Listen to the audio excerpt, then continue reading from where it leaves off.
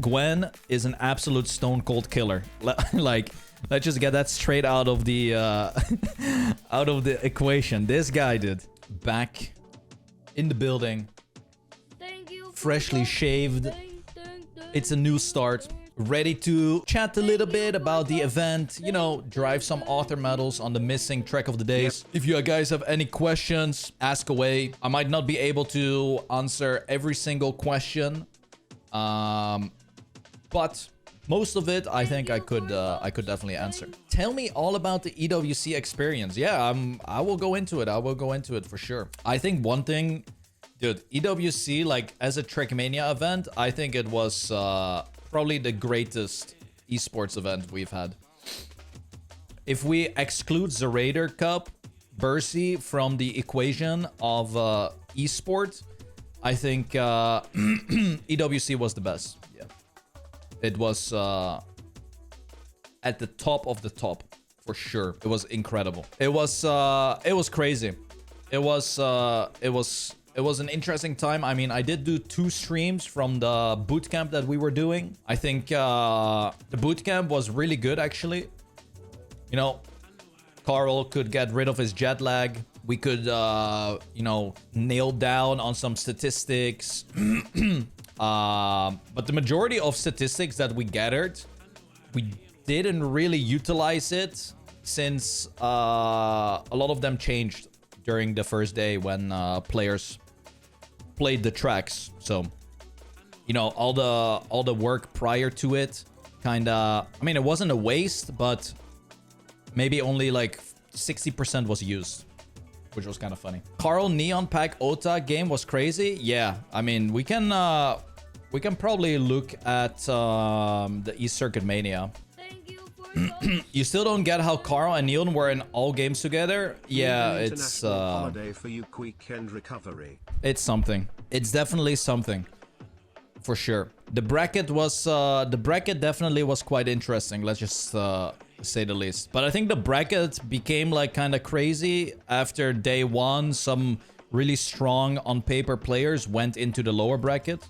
Like Mudda, for instance, going into the lower bracket. Same with Pac, Pustipaco, Otak. Like a lot of these players that were expected to, you know, remain in the upper bracket went to the lower bracket. And I think because of that, like same with Granadi, like it just changed up the whole system pretty much. Which, yeah, it is what it is. It is what it is. It's kind of frustrating, to say the least, that the bracket turned out to be like this. But, hey, nothing too much you can do. Mudda getting eliminated so early was disappointing. I mean, you can imagine how he felt. He was also very disappointed in himself, for sure. Yeah, I did not expect that at all.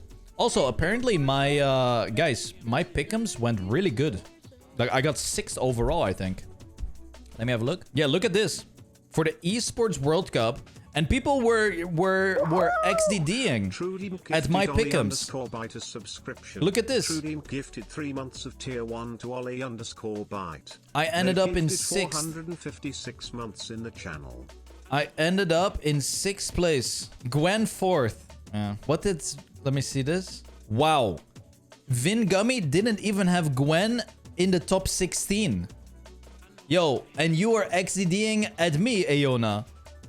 You were XDDing at me. Vin Gummy didn't even have Gwen in the top 16. What about iPrimer? Okay, iPrimer did pretty good. Okay.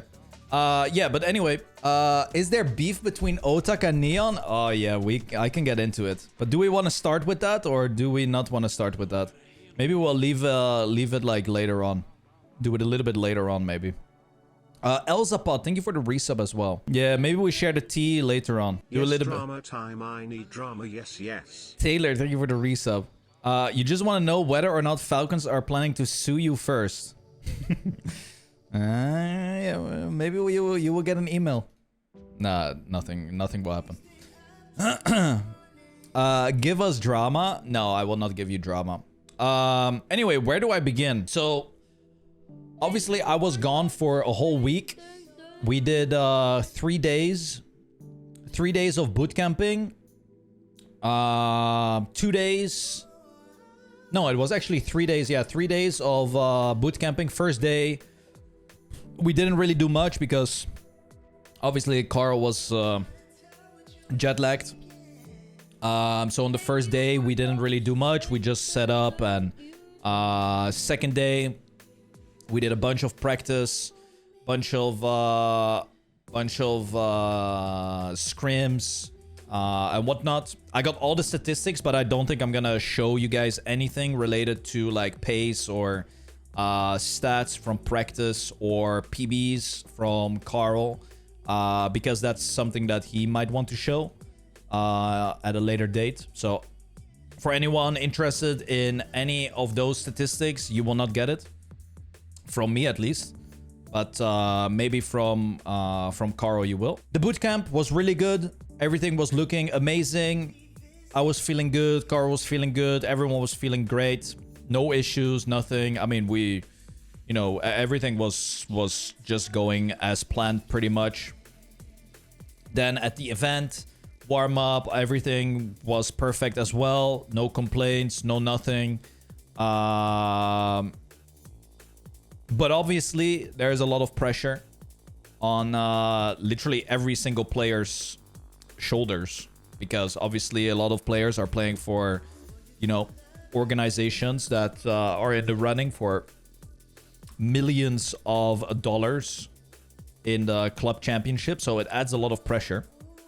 And it's just, in the end, who's the best player to handle that in the moment. And, well, what we did see is Gwen is an absolute stone cold killer. Like, let's just get that straight out of the equation. This guy did. Like, what the hell? There was no sign of being nervous, or, I mean, I couldn't see anything. Like, when he was playing the grand finals, I didn't see a single ounce of pressure or nerves or anything. But maybe he's just really good at hiding it. That could be the case. But yeah, his journey to the grand final was, I mean, it wasn't the easiest, gotta be honest. Like his quarterfinal, Ipos Brand Massa, it became quite close. Granadi Mime Otak, really difficult as well. And then obviously the grand final is crazy difficult as well. But he just, I don't know. I don't know what they gave him pre-match, but that was like arguably the craziest performance I've ever seen. Really also, missed your commentary, Spammiej. Wait, let me see. Really missed your commentary, Spammiej. There were so many crazy moments, and every time I wished I could see your reaction. No one has the infectious joy for esports like you. Yeah, I think I would have been. Well, hopefully I can show it. Hopefully I can show it during ENC if I am gonna be casting. Yo, this was an interesting stat. Look. I didn't know. Dude, I mean, I knew I was dominating, but prior to this last event, guys, I had the most dominating performance. I know this shouldn't be about me, guys. I know it shouldn't be about me, but just to flex a little bit, I didn't know that I had such a dominating performance. Yeah, I know it has the 10 or 6 points added, of course. But that's interesting. It's quite interesting stat. Anyway, but yeah, the commentating stuff. I mean, I hope I can, get a spot for ENC commentary, but I will never be able to do EWC casting as long as I am part of an organization that participates in EWC. The official cast was really good. I thought it was really good. I mean, I watched a lot of the casts, and I thought, dude, Nua and Twiggy are like a goated duo. Like, they did amazing. Like, hands down, it was very, very good. Very freaking good. I really enjoyed it. Now, in the arena, guys, you didn't hear any of the commentary. Let me tell you, it was like a football game inside of the arena. You heard the drums. Vitality, and then you had Falcons, then you had Team Liquid, then you had Navi, then you had, dude, it was like it was crazy. Like it was something. Holy smokes. You didn't hear any of the commentary. Luckily, you could you could just watch Track. Like, that's the easy thing with Trackmania, because Trackmania you can just watch and you kind of know what's going on, because first to the finish line gets points, you know. It's quite easy. Paid actors, I mean, I would say yes, but I would also say no. You know, a lot of I believe all of the club partnered organizations have they get a budget to fly out fans. And you know, if you are a fan of an org, then you know you would have gone anyway, I would say. But if you could then get your whole trip paid, hey, why not? It's pretty sick. Drone cam operator, the Vitality, they were real but there were many paid as well. Aona, every single club has had super fans. So it was so loud. Yeah, it was loud, but it was really cool though. Like I really enjoyed it. Sitting there, I mean, obviously I only watched, I didn't watch all the games in the arena because, well, you can imagine how I also felt afterwards, right? Like, I'm there to watch Carl play, and the moment Carl is not playing, I will just, you know, just watch on my own somewhere else. So that's what I did. Where was I? Like, I'm jumping all over the place because I'm reading questions, and then I pretty much stop. One thing I didn't really like is, and I don't know if this is part of like EWC planning, but having 4 players per practice room is really weird to me, because I heard that chess players, which is also a singular game, has 1 room per player. So, but I think it was the fact of Counter-Strike and Fortnite being played at the same time as Trackmania, so there weren't enough practice rooms. I think that is that is maybe just an annoying thing. In the end, we had a good room because we were, well, it was Carl, Pack, Bren, and Otak, which you know, we all trusted. It was not too bad. Not too bad of a practice room. We had a lot of fun as well in the practice room. We, you know, little banter here and there, just chill vibes, good warm-ups. I mean, everything was good. Could you not see each other play in these rooms? No, you are, because it was just, it was set up in a way where you had the room, right? You had the room. There's a long desk, like right here. There's gonna be 1 PC here, here, here, here, and here is the players, right? We're sitting like this.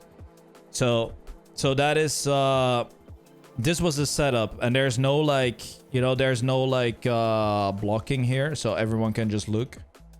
So I right, I was sitting right here, bang, and I was looking at Otak, I was looking at Bren, and I was looking at Pack, and then I had iPad. I had my iPad here, and I was taking notes, iPad notes. So I was looking while they were practicing and warming up, and I was just, you know, taking notes and whatnot. And then also we had a whiteboard here, and we noted down all of the picks and bans. So we had a system where we would note down. So everyone in this room knew everyone's bans, pretty much. Not picks. We wrote down everyone's bans, because almost all the players had a perma ban, which was kind of interesting. Was that also your practice group before? No, we've only practiced with so I can say this, we've only practiced with Pack. We had another individual in our club, but they were, you know, not considered the same level as Pack and Carl. He would, you know, he was more there to maybe get a little bit better, which was Neil. Yeah, Neil was in the club. trying to, you know, keep the spirits high for NA, but unfortunately, Neil, you know, didn't do too much. Then what we did, we got help from a few individuals. So I'm gonna give a shout out to these individuals. We had help from Mitra, we had help from NX, and we got help from Laurits for specific parts on tracks. You can imagine Mitra for ice, Laurits and NX for full speed. And then we also had a little bit of help from, I believe, Burned Bagels and was it Flo? I think Flo might have helped a little bit as well. So yeah, we had a few individuals helping us out on certain areas of maps. But the main group was just Pack and Carl, pretty much. All that for Australia to be banned 99% of the matches. Yeah. I mean, Australia, that's the problem with full speed. If you have a full speed section that is like 20 seconds, where you could like lose, I would say up to 2/10, it's crazy. Like it is a lot. So yeah, Australia was definitely a band. Both orgs were okay with Pack and Carl training together. Yeah. The animosity that is between orgs in other games, like Counter-Strike, for instance, and some other games, it doesn't work in Trackmania. You know, it's a two-way street. I've had this discussion quite a few times, you know, asking like, oh, did we help, let's say, Vitality be better? In a way, yes, but also it goes both ways, right? Pack also, for instance, helped Carl a whole lot. It's like a two-way street. So no matter what, you need to play with other people.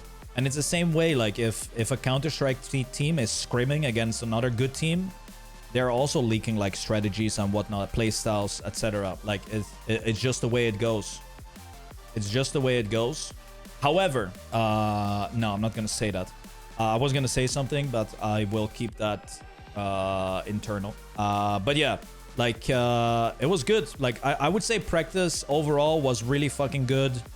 I don't think anything changed in the prep, and let me find the message from Masa, because I wrote it yesterday in my Discord. So I wrote in my Discord yesterday, just sitting here at the airport recounting everything. I feel like we did everything right, and it just did not work out. And then Masa wrote, elimination games with highest stakes ever. Everyone is no life to the max, but in the end, it's all about mental and also a bit of luck. And I agree completely with this statement, especially in the single elimination bracket and Trackmania. When there's so much on the line at this EWC, Trackmania was like the game that was gonna decide pretty much everything, right? For EWC. And I think the pressure, knowing that you have to perform now, it's you know, I think it got to Carl a bit, but I cannot really speak too much about what Carl felt and whatnot. I hope he's gonna do a stream and talk about it. All I know is, and all you guys can imagine, is that he feels very, very disappointed in himself and embarrassing. It was, he felt very embarrassed. So, yeah. I don't think I've ever seen... Yeah, and I saw some stupid I was watching Granadi's stream, and I don't know if I'm reading too much into it, but people were saying, oh, Carl has only practiced 1 hour a day. I don't know. They were tagging Lars, and I was like, oh my god, dude, these fucking dudes. I'm getting one guide by like chatters. And then they were like, yeah, he was playing too much. He did too many streams and this and that. Yeah, it's like complete bullshit. Fuck them. Complete bullshit. I think no, not I think. Carl practiced as much as he needed to be on a sick level. And honestly, I think he played amazing. Like, first 2 games were insane. Like, we also gotta be a little bit realistic here. I mean, overall, he got second in stats, right? He was, obviously, he didn't play that great in the last quarter, or in the only quarter that he played. But before that, he had like incredible stats, and then in the quarterfinal, he just couldn't. He just couldn't find the pace. Yeah, he just could not find the pace. That was it. But then again, like, he has never had this. Like, we have never had this amount of no-life players at an event ever. Like, ever. And I would say in the quarterfinal that he lost, I mean, he did come back, you know, pretty freaking good, but then was unable to close it out in the end. And that just, back, Spammiej. You know, that's just part of the game. If it's 4 finalists, hey, it's a bit of a coin toss, to be honest. The small clip on the first QP, yeah, it was painful. It was really painful. Yeah, it was really painful. Bro, I knew it was over after that. Like, there was also a constant... Dude, I will also say, dude, there were so many cameras on the stage in this quarterfinal, by the way. Oh my god, there were like 4 massive cameras pointing at Carl at all time. At all time. It was crazy. Like, I can imagine that also did not really help. But yeah, I mean, just as Carl, I also was very sad that evening. Let me tell you that. But I think, yeah, I mean, everyone, like, there's not much to say, guys. Like, disappointing results, not what we expected for sure. I don't think anyone expected this to happen. Same thing can be said about Mudda, right? Mudda not making it out of groups is crazy on its own as well. Like, that is also a major upset. I guess if you look at the grand scheme of the whole tournament, you know, from a perspective, you know, non-biased, Mudda not making it out is a huge upset. I would say the rest of the groups are kind of, I would say, expected. Maybe this match, Wizzy could have easily clutched it, but Mudda, definitely a big one. And then, yeah, the surprises. I would say Richie making it in top 16 was not on my agenda at all. Neon performing how he did, like, I'm very, very happy that he showed up and he played like he played, like, incredible. Like, you gotta give him his flowers. I think Paco played insane. I was not expecting Paco to play like this. I will say he clutched up many times, actually. And then same thing for Stoofs. Yeah, Stoofs also played amazing. Like, in this match, not so much, but my god, his Japan was nuts. Like, what the fuck was that? So yeah, there were a few upsets, a few surprises, and I think overall the event was amazing. Like, crazy. Spam, has Falcons made a mistake to sign only one player? I don't think so. I mean, you could say in hindsight, oh, they should have had 2 players, but I mean, look, even for the other orgs that had 2 players, only one of them made it, you know, all the way to the top. And if you had 2 players, like Ota getting top 8, I mean, he's getting 0 points for his org anyway. But he is denying points from the other orgs. You could see it like that, right? You can definitely see it like that. But we'll see. Maybe they will sign a second player or not. Top 8 is 100 points. No, only one. Yeah, but I'm saying only one player of your org can get points. You cannot. So Ota got 0 points for his placement. But yeah, I can imagine that organizations are definitely gonna look at Neon for sure. Maybe Josh a little bit less, but they're definitely. I think Neon is on high alert for for everyone, for every org that is looking for a second player. Or maybe a first player even. Like, what about FaZe Neon? I think he would fit in there. Do you think some bigger org would go for Elcon? I don't know. Like, I don't know contracts of these players.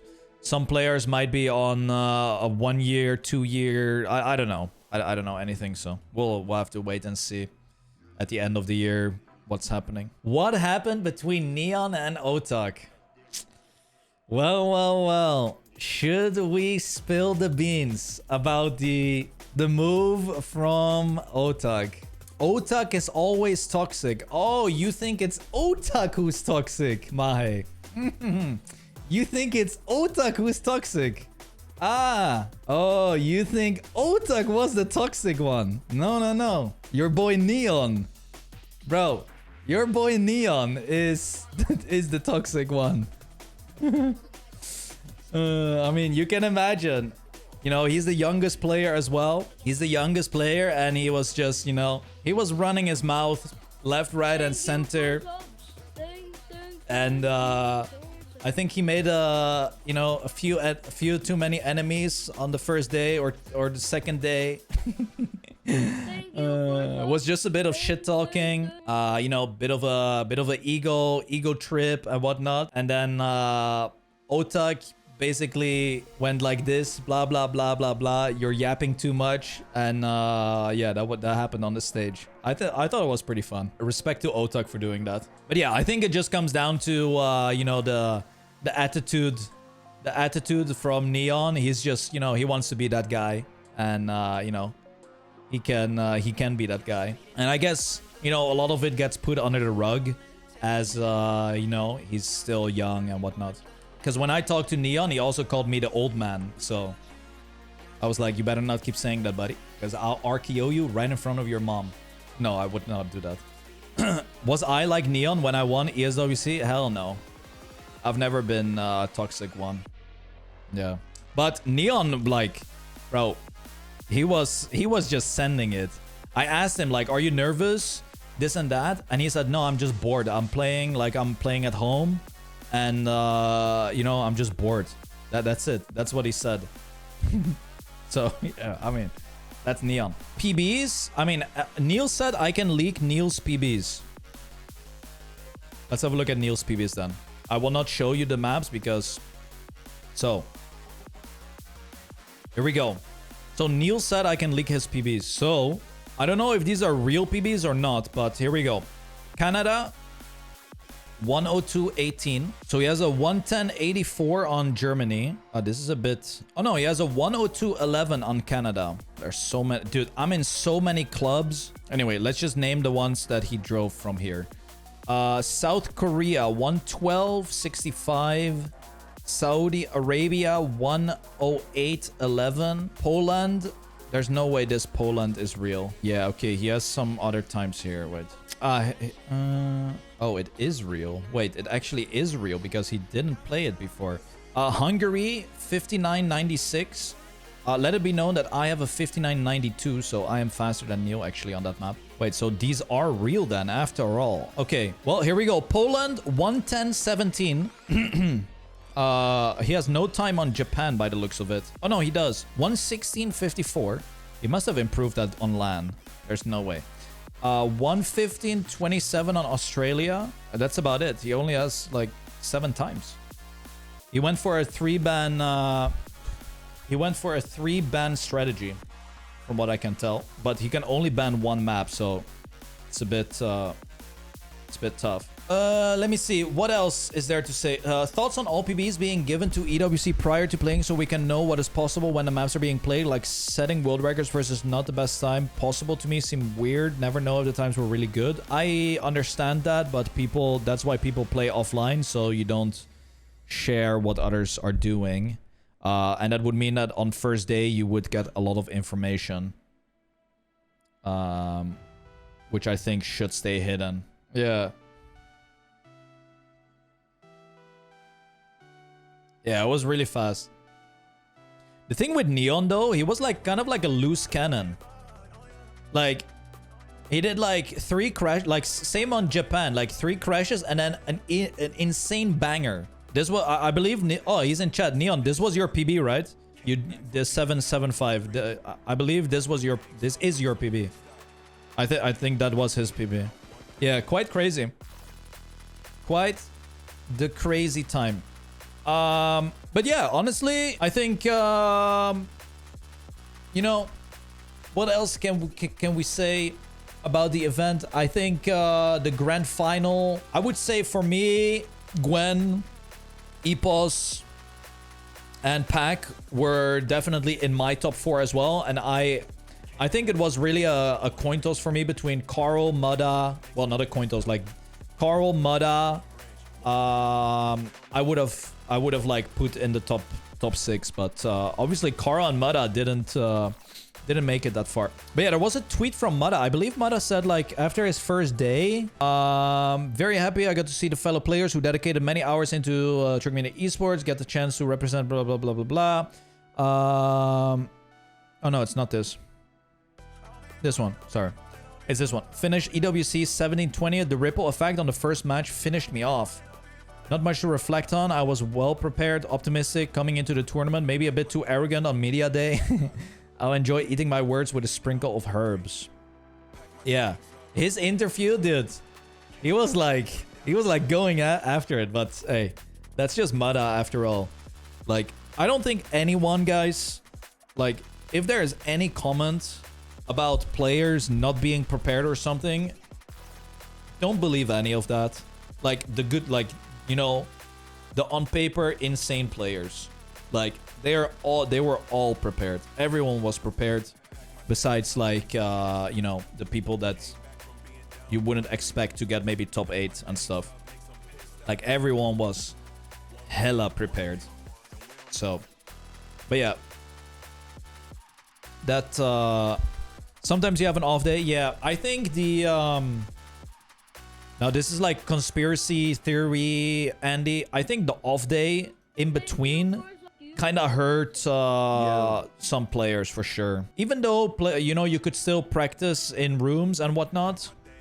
I thought it was kind of weird to have like an off day for some players. Maybe the scheduling could have been a bit better, but yeah. To be honest, he got the hardest matches from the get-go. Yeah, it was a pretty hard quarterfinal, but in any case, everyone would think that, you know, a Caro Junior that is on his game will get out of that group.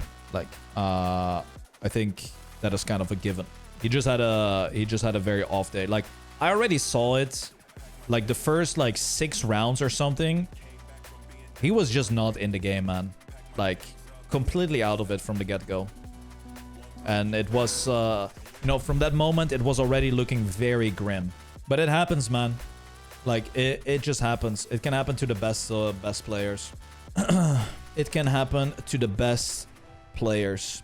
Oh, dude, I was so annoyed after the match was done. When we were walking backstage, bro, he had to do this interview afterwards. When he was like, you can imagine, right? You can imagine how he felt, and then the interview. Oh my god, dude, that was kind of crazy. Yeah, that was that was a tough one. That was a tough listen. that was a tough listen. Am I still under contract with Falcons? Yeah. Nothing changes. Let's not interview losers next year. I think it's fine to interview losers, but tailor your questions maybe a little bit, you know, differently. instead of what the hell that was. Maybe, you know, tailor it a little bit. Yeah, it was like a savagery interview. And then after that, bro, like, leave Carl alone, man. Like, there were like 7 cameras following us. Like, hello, bro. I mean, it did capture some crazy images, and I bet there's gonna be like a documentary made, because there was one cameraman from Falcons there as well. Yeah, like the images that were captured, like, even though they were crazy sad. Right, let me find these 2 images of Carl. Yeah, this. Like, even though the image is like super freaking sad, right? Like this image does go fucking hard. Like, even though the context, like the context is like very, you know, sad. It's like a crazy image. Yeah, this one, dude. This was posted at like 3 a.m. Fucking the losers. Honestly, good photo. Not gonna lie. It's like, it's honestly a good one. It was taken at 0:20. Oh, okay. He did really good interview despite being completely devastated. Yeah. Talk about the future of Trackmania after EWC. I mean, I'm pretty sure next week everything forgets everything. And then we're back to crying about no updates. Let me scroll up to some questions in YouTube chat because I didn't read much. Do you expect the players to have the same orgs throughout the year until next EWC? I mean, could be if they signed for 2 years. If it's 1 year, then maybe in January they will have to renegotiate or shuffle players around. Wake up call for Carl. So many factors in the lot. The change of orgs and the incredible expectation of Falcons. The fact that everyone was no live. Yeah, no, of course. Like, I don't think it's... yeah, it is a really negative thing, but I believe that this could be like a wake-up call, yeah. For sure. For how many years Trackmania will be at EWC? I believe next year. And then after that, I don't know if it's confirmed or not. Granadi interview was also good. Yeah. Can EWC make Trackmania more popular? I think we definitely got some good good PR for Trackmania esports. I don't think it was bad. So we'll see. We'll see if anyone, you know, we'll see if anything can be built upon this momentum. But what I have learned over the years, when there is like super hype, most of the time after 1 week, it, you know, dies down, and then we're back to square one, pretty much. Yeah.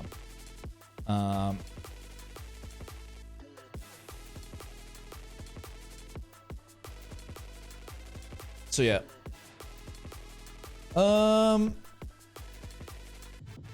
Anything else? Am I going to XP Evo? I am 98% not going to XP Evo because yeah, in 2 weeks I will be moving, and I don't think I can afford to go. Like, during the time that I was gone, I had to deal with a lot of apartment stuff, like lots of deliveries, lots of calls, etc. So like, I don't want to do that again if I'm away and things need to be sorted out. Like, it's such a hassle. Now, the thing is, would Trackmania have had this traction if it wasn't the last game and also not the final decision of the whole club championship? Like, if that wasn't the case, I'm pretty sure Trackmania was just, you know, seen as a boring ass game. If I'm gonna be honest. One thing that's crazy though, the security at this event, absolute abysmal. My god. Like, fucking dog shit. Let me tell you that. Terrible. Absolute worst security ever. What happened?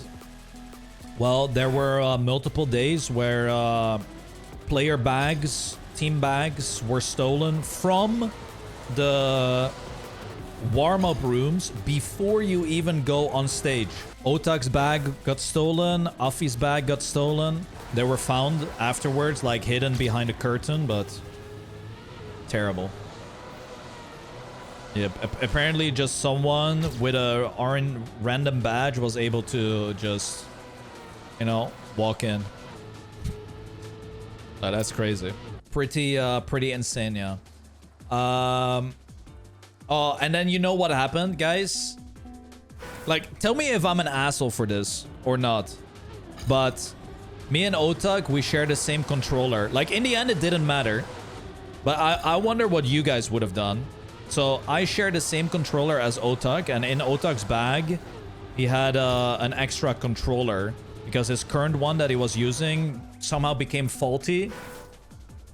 So he messaged me and he asked me if he could borrow my controller.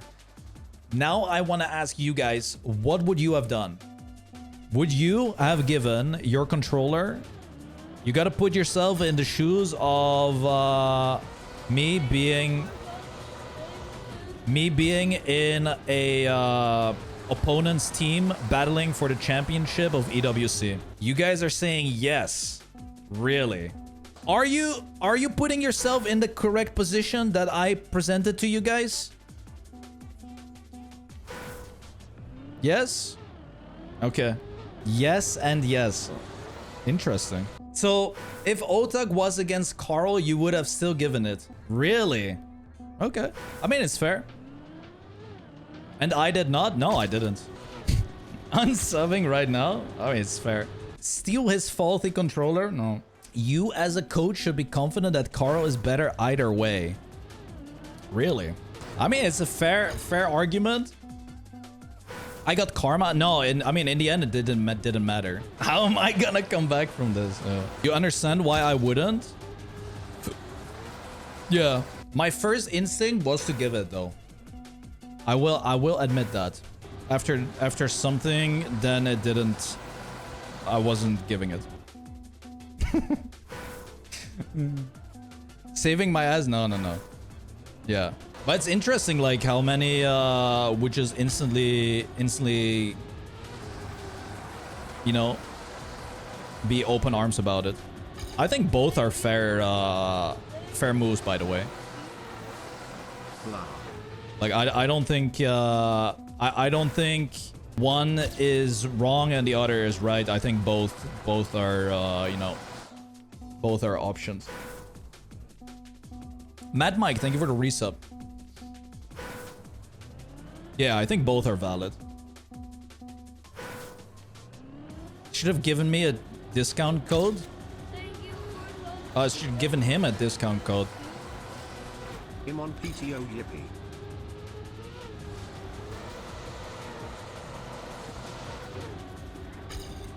One thing I can say though, he really likes the controller. Guys, exclamation point GameSir if you wanna get a new controller from the same controller that GigaChat Otak is using. Yeah. If you wanna be like as cool as Otak with a walkout like that, damn, like you need a controller that can keep it together for you.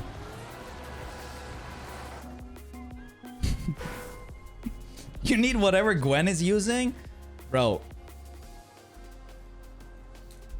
I don't think anyone can copy what Gwen is using. He's driving with the widest resolution.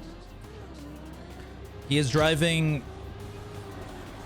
Honestly, I just think he had... Now that I'm thinking about it, everyone that had their girlfriend or fiance or kid with them at the event played really fucking good.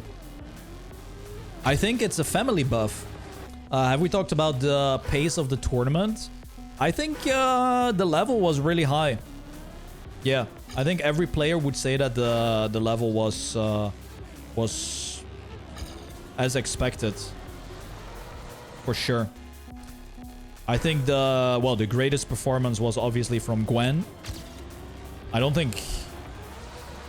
I'll be honest, I don't even think like if the players played how they did in their semifinals would even be able to match Gwen's pace in the grand final. Like it was...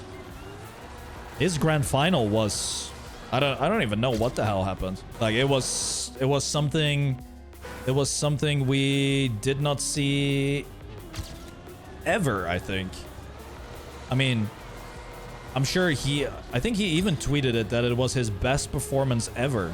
Like when he needed to play the best, he did play the best. Like, I mean, there's not much you can it's not much you can say about this performance. Like it was just insane. Yeah. And I don't know if many people realized, but even if it went to a quad finalist situation, guys, Gwen would still be second, I think, because he had like what, 40 points advantage. Like he would still have finalist status with like almost the highest amount of points, I would say. So he would by default get like second place if he didn't close out the finalist. Like it was like, to me it was, you know, incredible to see someone play like this. Like it was fascinating. It was something out of the, I don't know, out of another realm. Do we have any more questions or things? Did I have fun? Yes, I had a lot of fun. I think a lot of the things that I was doing was also more managing stuff, which is not like part of my tasks that I was supposed to do, but I just felt like I was the guy for it. So there were a lot of things that I did that made it a little bit more stressful, but I enjoyed it.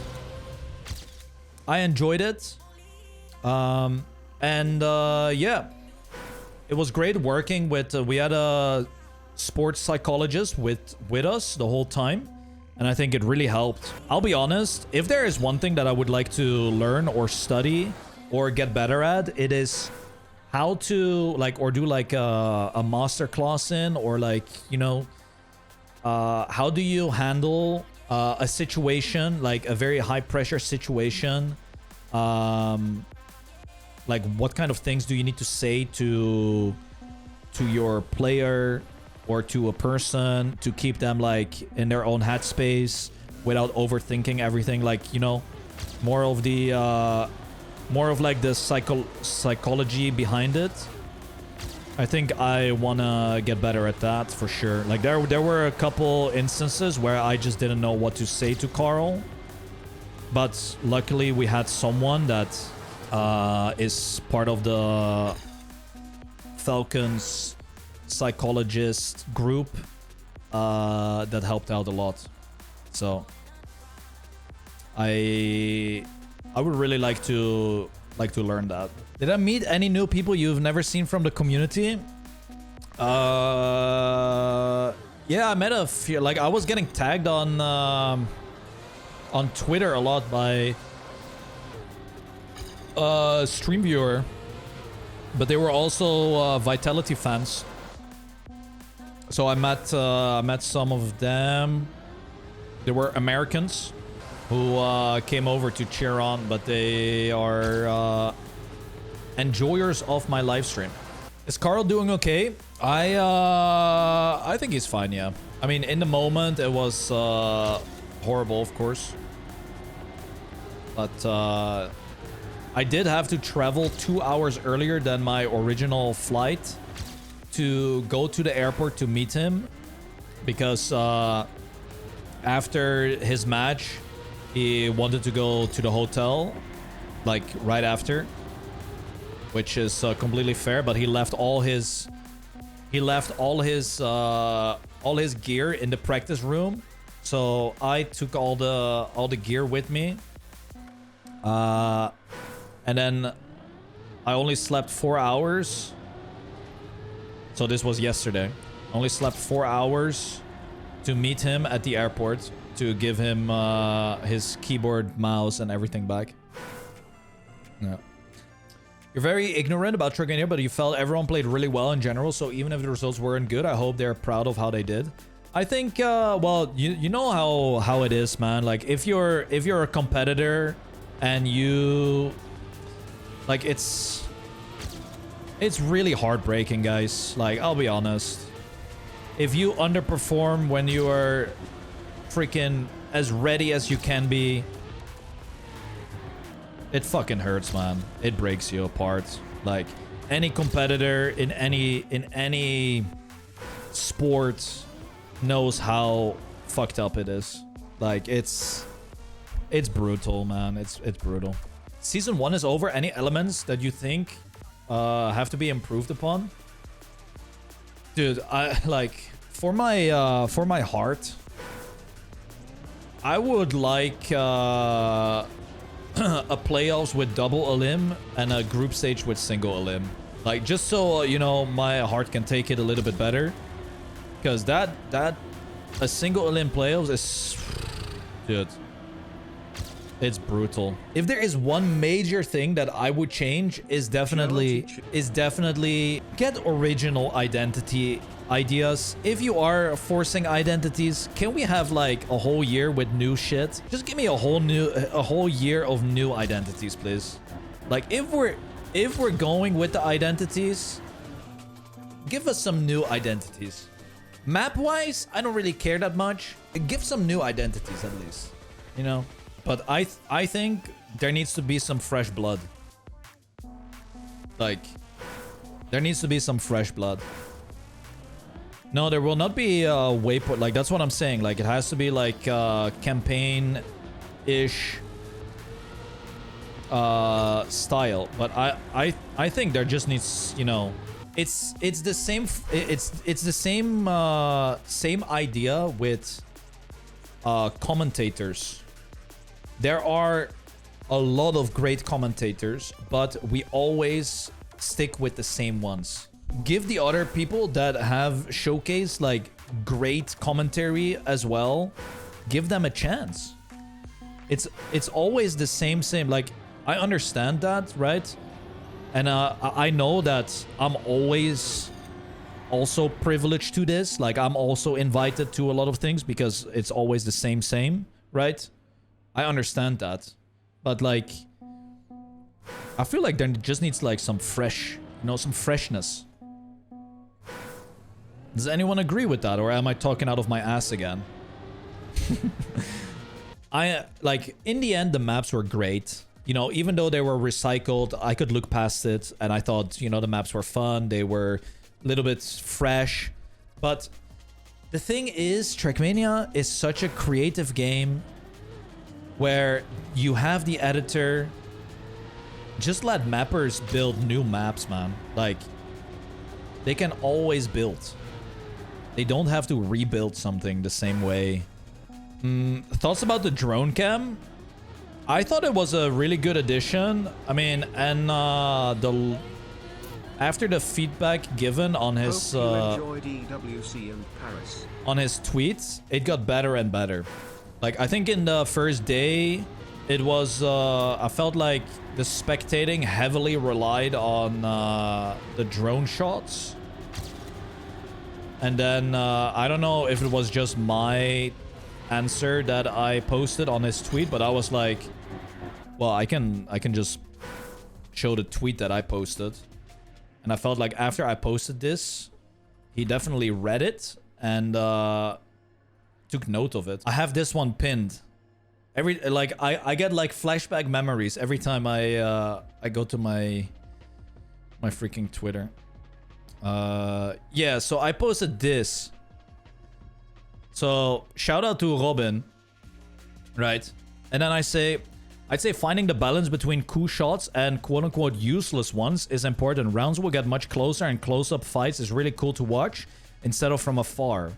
I would say drone shots at starts and perhaps jumps transitions is great. And then on the final day, or after this happened on the 20th of August, like on the 21st, we had a lot more like start shots and the jump transition shots, which was really nice. So he was literally playing Trackmania the entire day, but flying. Like this, he was just sitting there flying every single round, every single match, the whole day. He was just droning it up.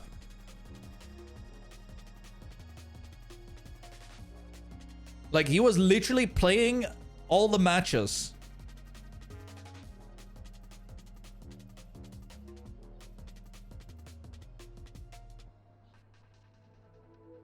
And he's doing everything with a regular controller as well. Like, that's crazy. It is utilizing this plugin. Yeah, this plugin. The plugin from Trabadia, I think. And these are his settings. So he adjusted all the settings, and that's how he flew with it. So many monitors, bro. The production level at EWC backstage, dude. I have never seen so many screens, so many people backstage working. Holy fuck, dude. There were like an event of this scale. Wow. There were so many people involved. Crazy. Were you involved in logistics of the event? Logistics of the event than expected rather than just strictly coaching? Yeah, I didn't think I would step up to do all the... Well, I did like 99% of communication for Carl and player management. Which I don't think was part of my job, but it just felt more natural for me to do it instead of the Falcons, you know, manager that was with us. Like the Trackmania Falcons manager. Like he did more of the... Like if there was like a bigger problem that needed to be talked about, that was more his kind of area. And I was more of the just the voice for Carl, pretty much, you know, mediating interviews and what, you know, him making sure that he's on time for his bus shuttles, making sure that we're on time for interviews and everything. But I really hope that we could maybe evolve the Trackmania coaching aspect. Maybe next year there could be like players can call for a break or something, like a timeout. I don't know. And then, you know, coaches can talk to their player to like have a small conversation, or I don't know. Maybe there can be something to have more inclusion of like player coaches, because I wasn't the only coach there. Like Alpha Dream was there. We found out that Link was a coach for Chemco. I mean, Heath had a coach as well in Weibo, but obviously they didn't qualify. Like, you know, some I don't know, just advance, you know, the esports more in a way. And I'm not just saying that because I'm in this position. Like, it would be amazing that all players have, like, imagine if Lars could be there as well, and we could have like tactical timeouts or something. I don't know. Would be fucking sick, no? Will that get really annoying if people are doing it to ruin people's flow? Yeah, I mean, that's something that, you know, Kem has to figure out then as the game master expert that he is.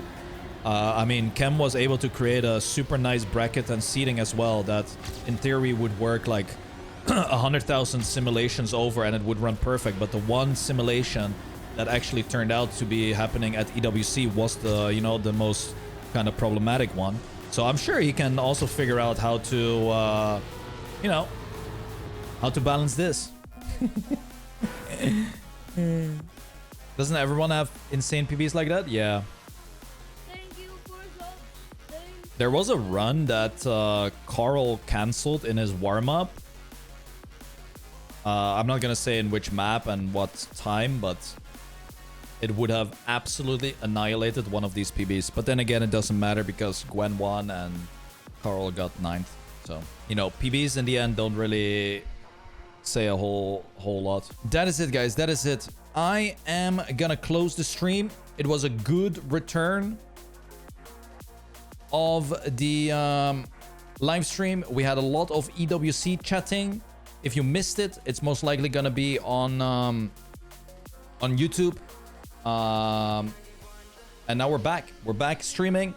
We're gonna do some Spammy of the Days again. We're gonna have some RPG discoveries. We're gonna have some variety gaming as well. It's gonna be a whole load of fun happening. And I'm looking forward to it. Yeah, thank you for watching, and bye-bye.